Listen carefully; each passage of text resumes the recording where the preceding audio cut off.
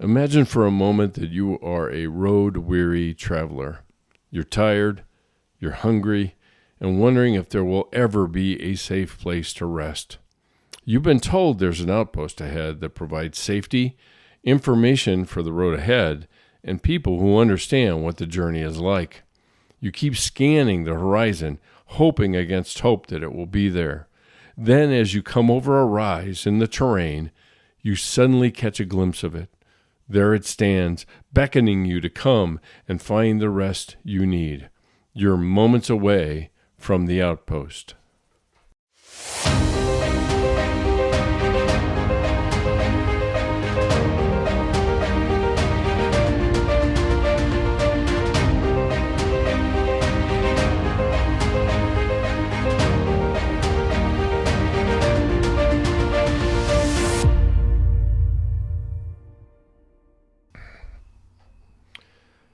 Well, greetings, everybody. Welcome to another edition of the Outpost podcast. I am Dr. Ray Mitch, your host, and it is good to share some time with you. Thanks so much for joining me at this digital oasis of sorts, and that's kind of what the Outpost is. Just to give you an introduction, a little bit of this. The Outpost is kind of a digital, as I said, oasis. And in the desert lands, oasis was a place of nourishment and of refreshment and connection and information and all of those things. And outposts very much fit into that scenario, as you heard even in the introduction, if you indeed listen to it. So it's a digital place where we're trying to build bridges back to faith for people that have had it, or maybe even to strengthen the bridges of faith that people once had. Generally, the audience and the people that I want to talk to are people that have fled the church. And obviously, I'm not I'm not excluding people that are happy with church. That's great. But there are plenty of people out there that are listening, I would say, that have not had a pleasant experience with church. And it may even go into and be described as church abuse even. And those are the more, I wouldn't say dramatic examples. I think, generally speaking, the worst thing about churches are humans that they populate it, and a lot of the humans that populate it are bent on and very much focused on controlling the outcome of the people that are following them rather than accentuating and potentiating their freedom. So we're trying to build some bridges here, bridges of faith, and even to strengthen those. And really the values of the Outpost include authenticity. They include living in grace and truth, living in the tension between those, not the balance, but the tension between those two, which means ultimately what we're talking about here is that there are two things of equal value. They are of equal value, and they tug us both ways, in a sense, whether it's in our relationships with people or in our relationship even with ourselves, for that matter, and then ultimately how do we conduct, or how do we see our relationship with our Abba Father, the one that loves us so much that he was dying to help it, make it possible for us to be his friend, to be in relationship with him. And I know that sounds absolutely fantastic, not fantastic in the good sense, but just a fantasy for a lot of people to even think about something like that, because they're images of God that have been passed on to them through a variety of means, whether that's from the pulpit or whether that's from relationships or whatever that is. They can't believe that that's true. Then unfortunately they subscribe to the kind of notion that I have to get myself cleaned up before I come into the presence of God.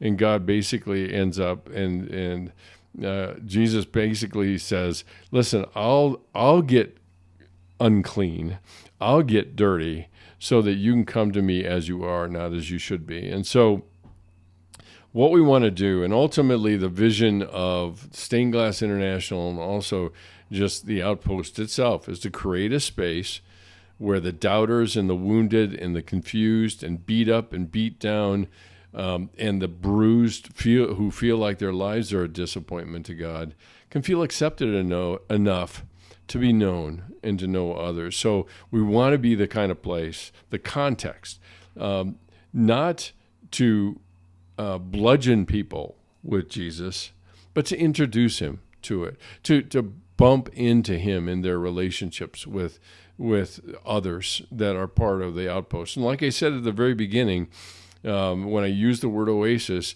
it's the place where we not only get refreshment and encouragement and support, but it's also a place where we get more information. We get equipped for the journey that's ahead. And that's really what the role is that I think I end up playing. And hopefully other people that I bring along for the ride that might give us an opportunity to listen to other people's thoughts about the journey and what it's like and what spiritual formation really is all about. The fancy word is just, how do I live my relationship with God? And so pull up a chair, get comfortable, relax.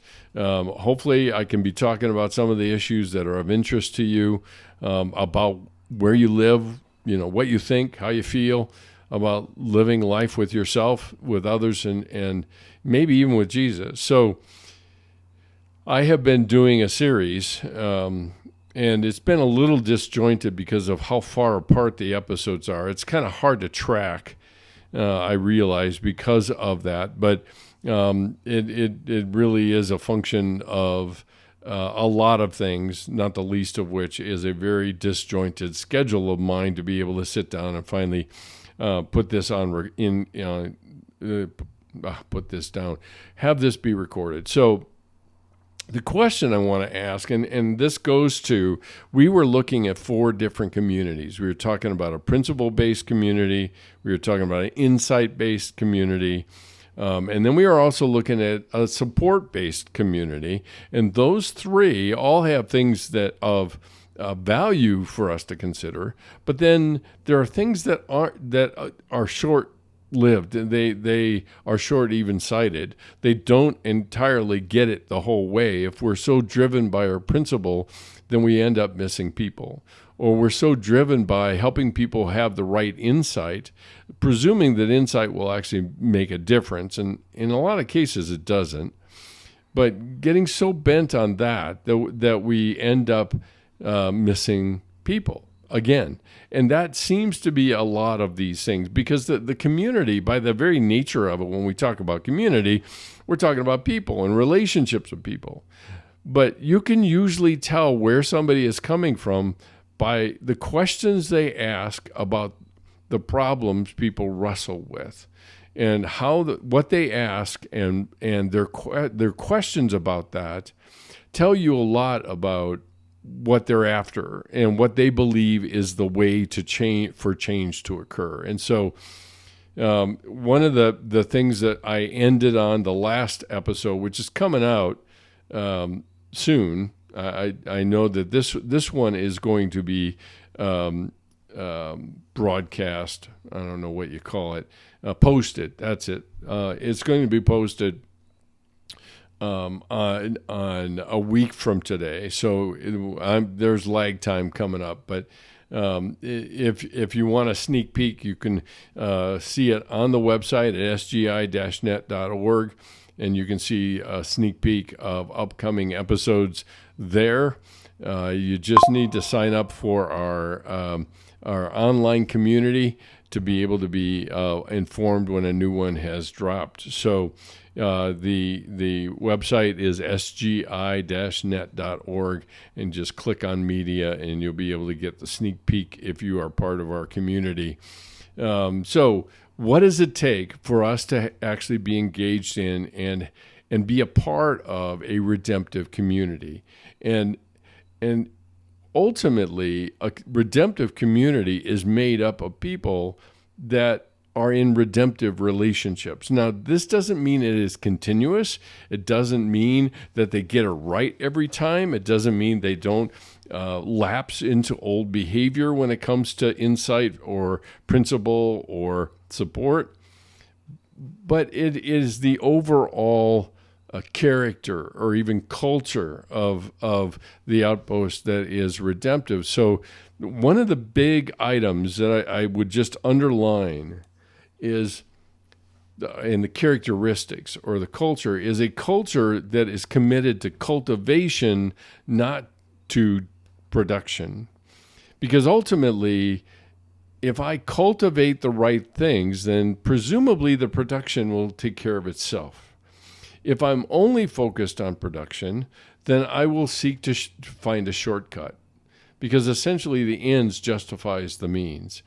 In this case, and in a redemptive community, what we have is a commitment to cultivation and cultivating within us the kinds of things that produce a byproduct that would be considered redemptive community. So the first thing, the first value, if you will, is to cultivation, not only within, but amongst people as well. The second thing is living in the tension between grace and truth.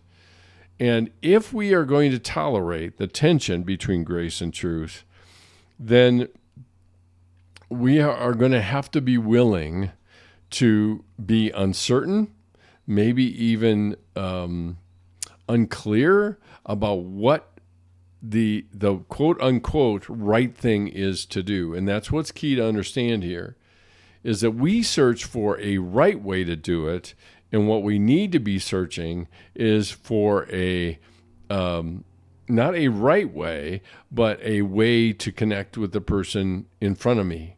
Their needs need to drive me along, not doing it right. Because our assumption is if I do it right, everything will turn out okay. And we don't know that, for one. Maybe it will. But on the other hand, how much does it empower and how much does it encourage freedom in the other person?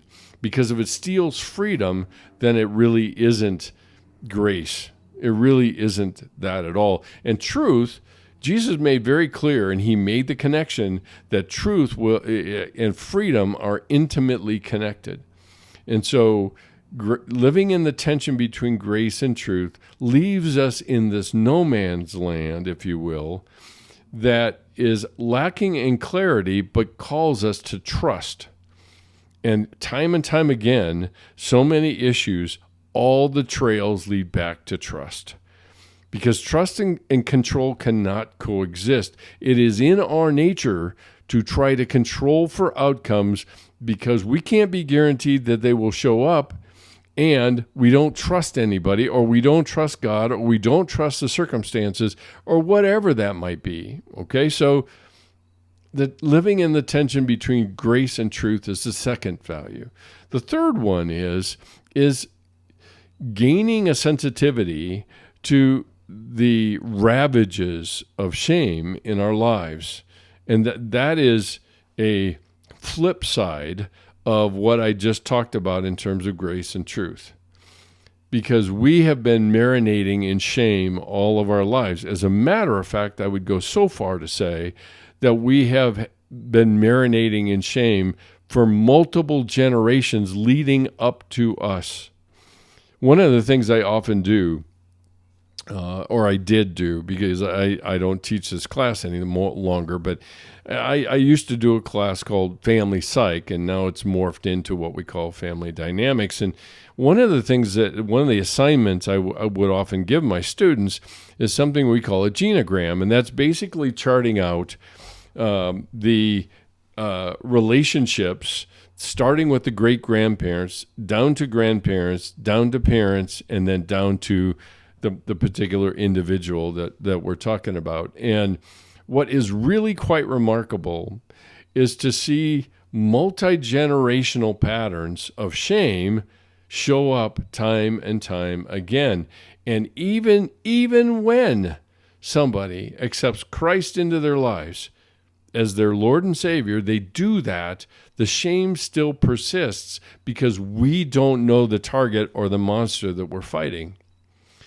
And inadvertently, we intermix our faith with shame, and our faith diminishes without us even knowing it. Now, at the front end, it doesn't always start out that way, but over time it diminishes because the dirty little secret about shame is it gets things done.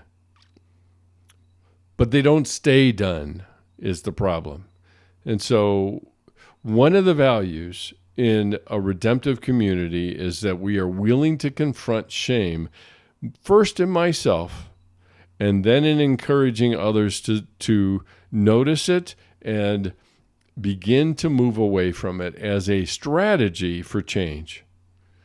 Because ultimately, grace and freedom are connected, and grace empowers us to create a space so that we can change.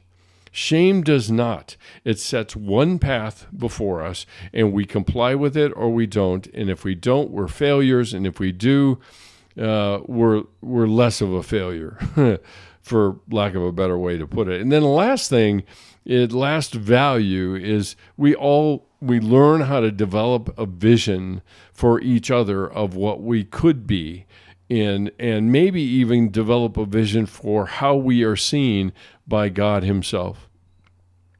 Because the reality is we see ourselves as we see God seeing us as we see us. Did you follow that? If you did, you get a gold star. Because we make God's eyes ours, not resting and even trusting in our Father's eyes for us. Because time and again you will hear me say, and this is a repeat of a mentor of mine who said that the heart of our God, the heart of Father God, is to love us as we are, not as we should be, because we are never going to be who we should be. And let me take it apart before you react, because who we should be is usually built on the culture around us.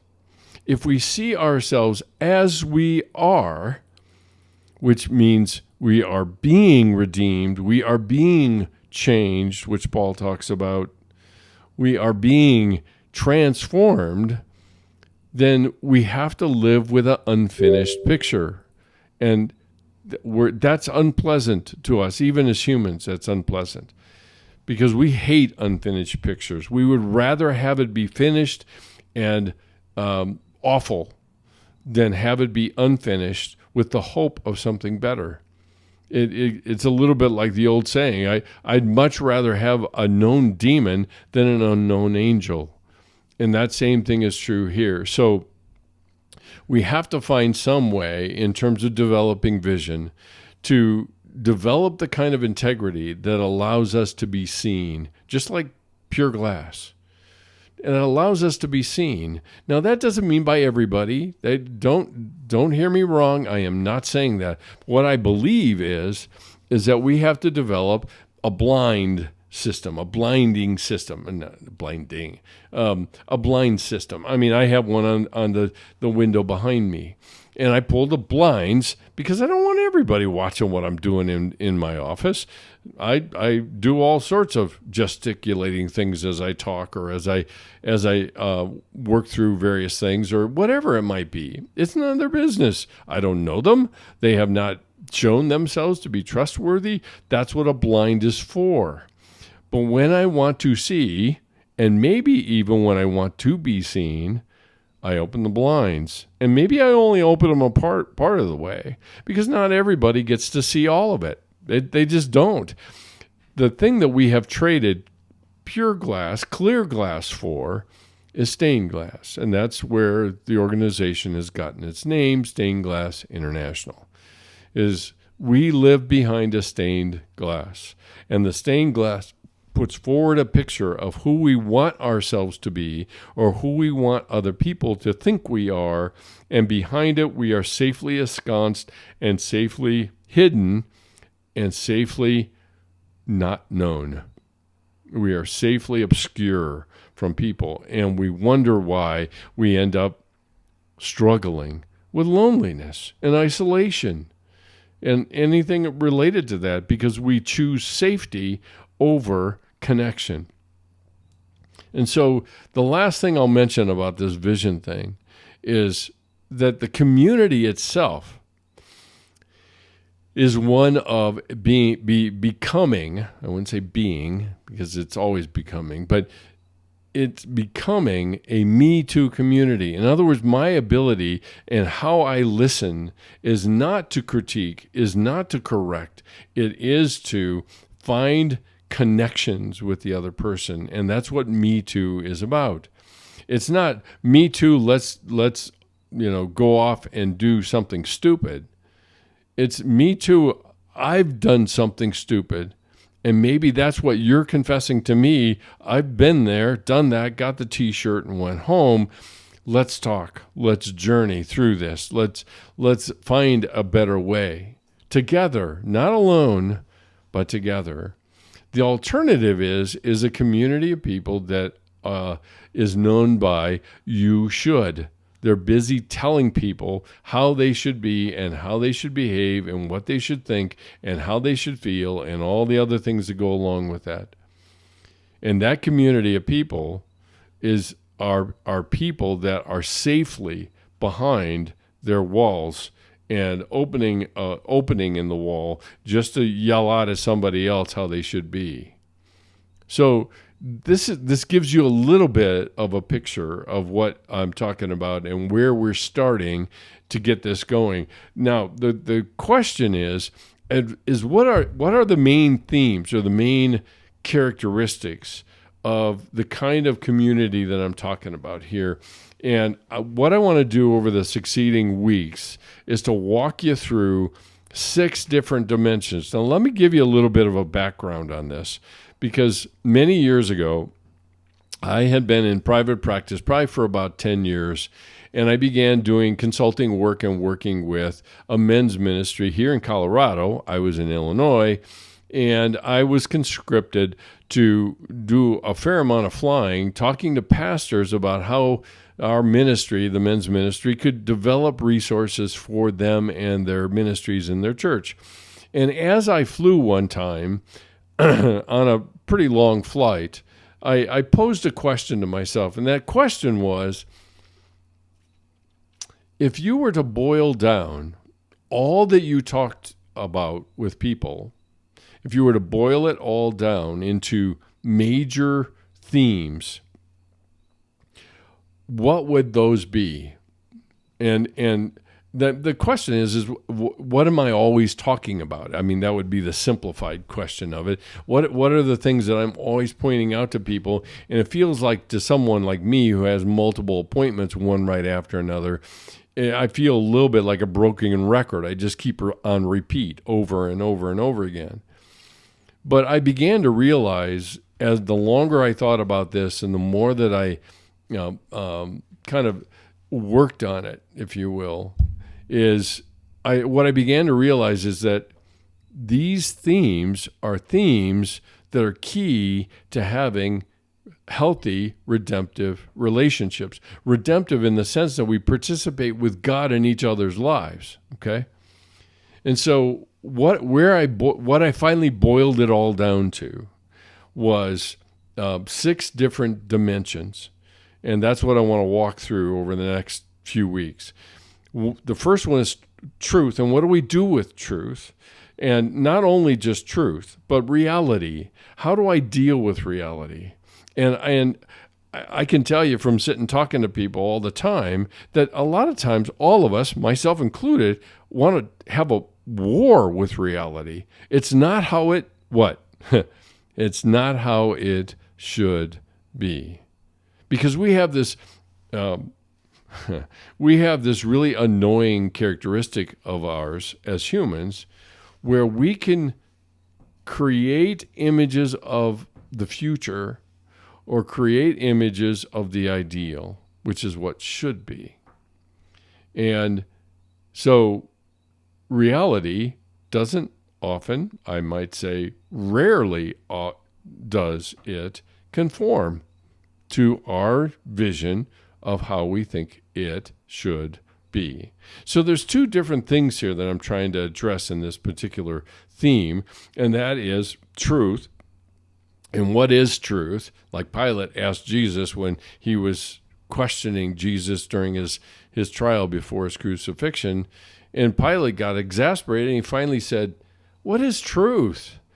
Well, that is the question for the ages and is a question for this particular theme that I'm talking about. The next one is control. And you hear me talk about it behind this mic all the time, control. And the statement that I made earlier was control and trust cannot coexist. And you can check it in any context, and it always turns out that way. And so control is really in our emotional, in our spiritual, and you might even say in our physical DNA. Because most of our systems in our bodies are control systems.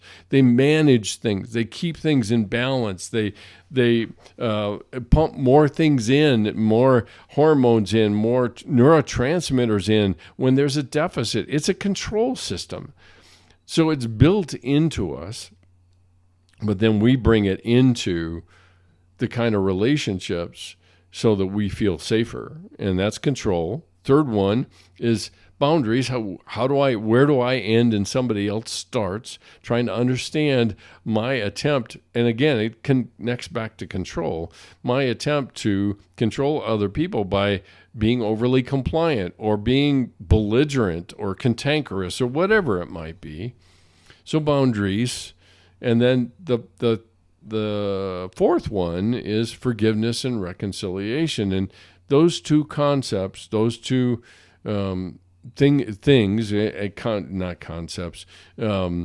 actions we are called to, even as Christians, is to forgive and to be agents of reconciliation. But there's another thing lurking in there and written, and a part of that we spend very, very little time talking about. But that's the fourth dimension, is forgiveness and reconciliation.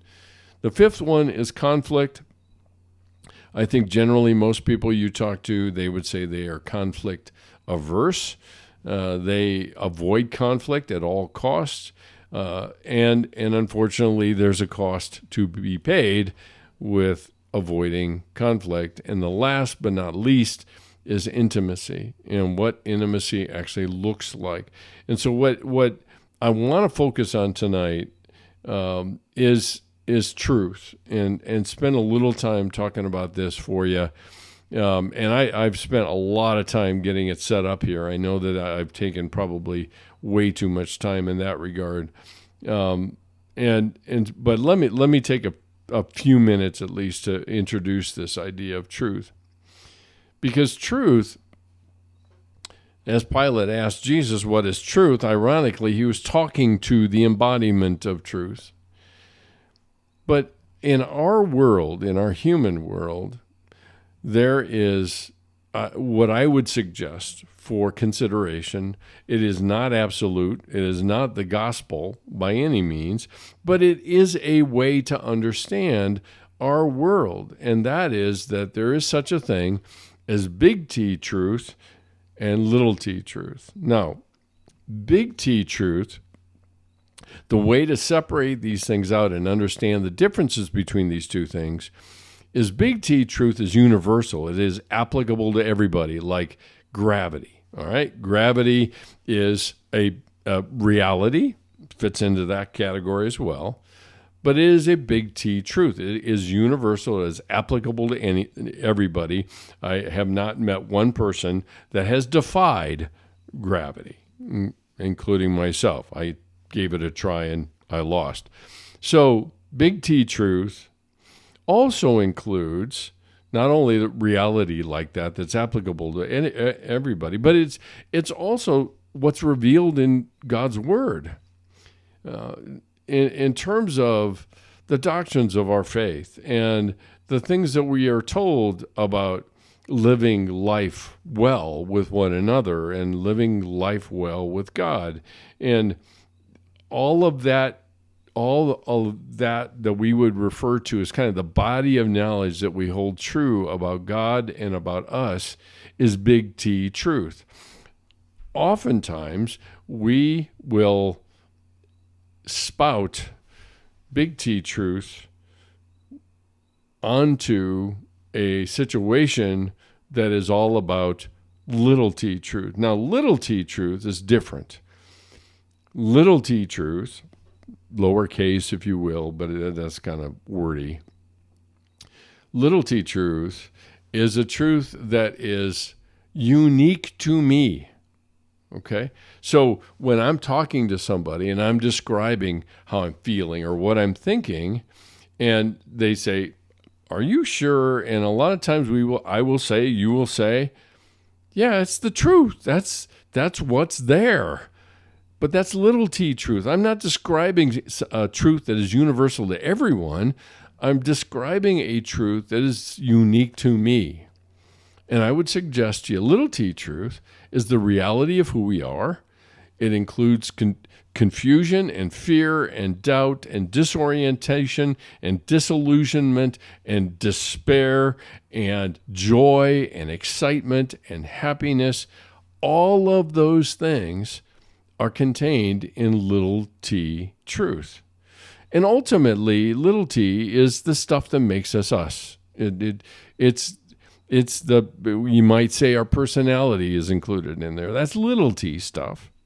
Because we do change over time. So that truth, quote unquote, changes. But reality doesn't change, right? Truth doesn't change. Big T truth doesn't change. But the problem is in relationships that are attempting to be built on truth, that we make the mistake of trying to apply one kind of truth onto another kind of truth and expect it to fix it or to help it. I mean, fixing it is a problem unto itself, which don't get me started on that. But big T truth gives us a plumb line for living life. It is universal. It gives us the principles for living and living in relationship with God and others and ourselves.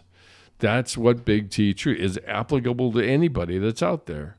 On the other hand, my reality, my truth, I can't apply to somebody else. The funny thing about it is we're really good at thinking that our experience is normative and therefore can be applied to anybody else. And that begins to be a real problem. So with big T truth and little t truth kind of floating out there now, we can live in the truth, God's truth, for example. Psalm 15 talks about that, is living in it. And David talks about in that short psalm about how we need to speak the truth in our inmost being. And the truth he's talking about is God's truth, about his character, his love for us, all of those things. And really, ultimately, living in the truth means accepting who I am as I am. It is that. Now, that doesn't mean it's a reality that can't change, but it's reality as it is, not as I would make it, is really what it's all about. And that's what living in the truth means. And a really good example, if you're familiar at all, with the Serenity Prayer. And if you're familiar with it, most of the time, the only thing we say, and it was written by a theologian by the name of Reinhold Niebuhr, and it goes, the first four lines are the ones that we tend to emphasize the most, and it actually is quite long. And so let me say the first four that everybody probably could repeat with me. Some people could, certainly. God, grant me the serenity to accept the things I cannot change, the courage to change the things I can, and the wisdom to know the difference. And we think that that's the end of the prayer, but it isn't. Reinhold Niebuhr continues, living one day at a time, enjoying one moment at a time, accepting hardships as the pathway to peace. which is a remarkable statement, hardships as a pathway to peace, taking as he did, and that's capitalized he, implying Jesus, taking as he did this sinful world as it is, not as I would have it, trusting that he will make all things right if I surrender to his will, so that I may be reasonably happy in this life and supremely happy with him forever and ever in the next. It's a remarkable prayer when it comes right down to it. And the thing that I would have you pay attention to is that God accepted the reality of what we live in more than we do. That's exactly why he sent Jesus, to start the process of redeeming creation and redeeming us and drawing us back into relationship with him. He paid all the price up front, and that's really what it's all about. And so when we talk about big T and little t truth, if somebody is talking to you, let me just give you a quick word of advice. I don't hand this out a lot, but if somebody's talking to you about the little t realities or the little t truth inside of them, now is not the time to uncork some big T truth to fix it. Now is the time to listen intently and try to understand.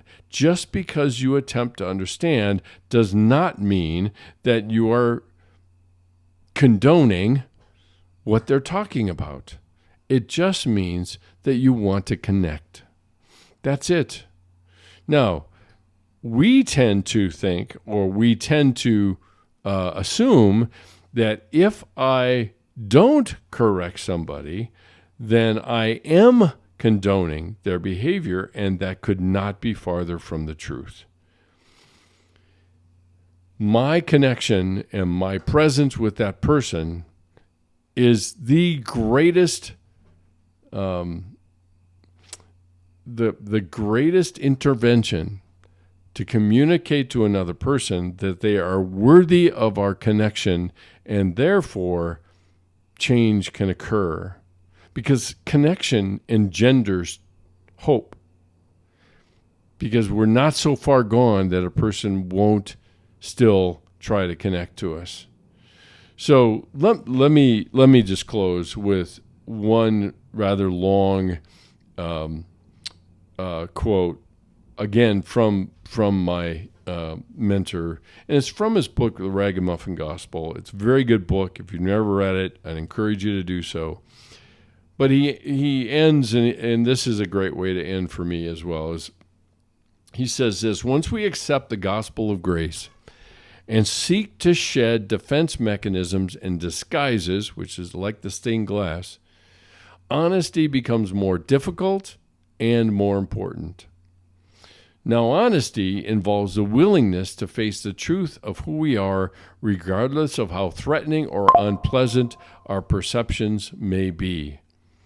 It means hanging in there with ourselves and with God, learning our mind tricks by experiencing how they defeat us, recognizing our avoidances, acknowledging our lapses, and learning completely that we cannot handle it ourselves.